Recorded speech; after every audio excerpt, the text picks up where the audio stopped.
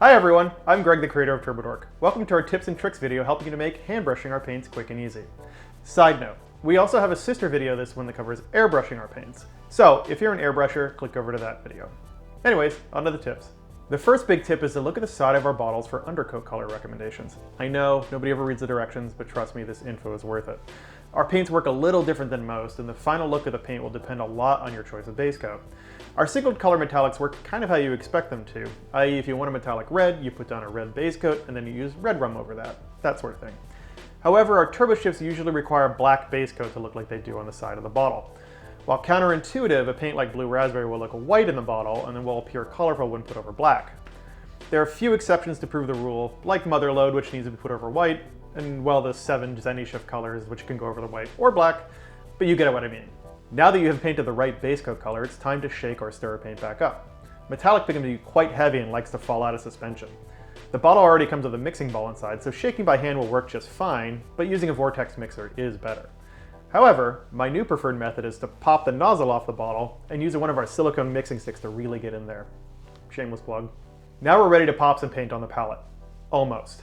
I recommend using a dry palette and not a wet one. Wet palettes have never really been all that great for metallic paints, but the main reason is that the water actually thins our paints too well. And if you thin the paint too much, all that lovely bright pigment that you just mix back up again will separate and go all over the wet palette. So, more shameless promotion, but we came out with our silicone palettes for exactly this reason.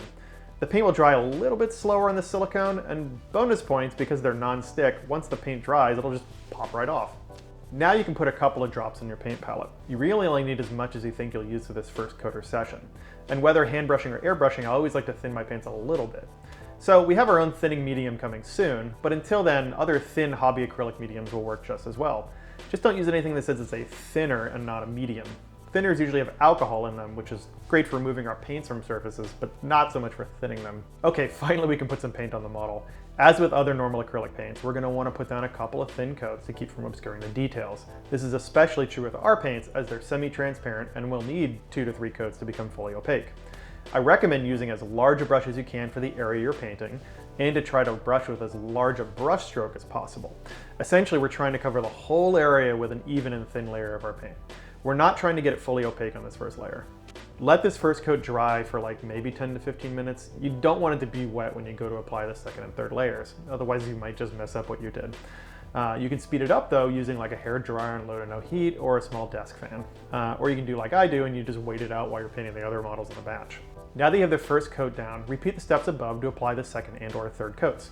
If you want the same level of saturation as we show in the bottle swatch, I definitely recommend doing those other coats. One last thing, I recommend waiting overnight before you play with your mini or varnish it, just to make sure that the paint has fully dried and cured. And yeah, that's about it. That's how to dork out a mini. I also know that that was kind of long, but thanks for making it this far. We're going to be filming and putting a ton of new content online soon, so please like or subscribe. You'll be notified when we post updates. And yeah, my name's Greg, and thanks for watching and happy painting.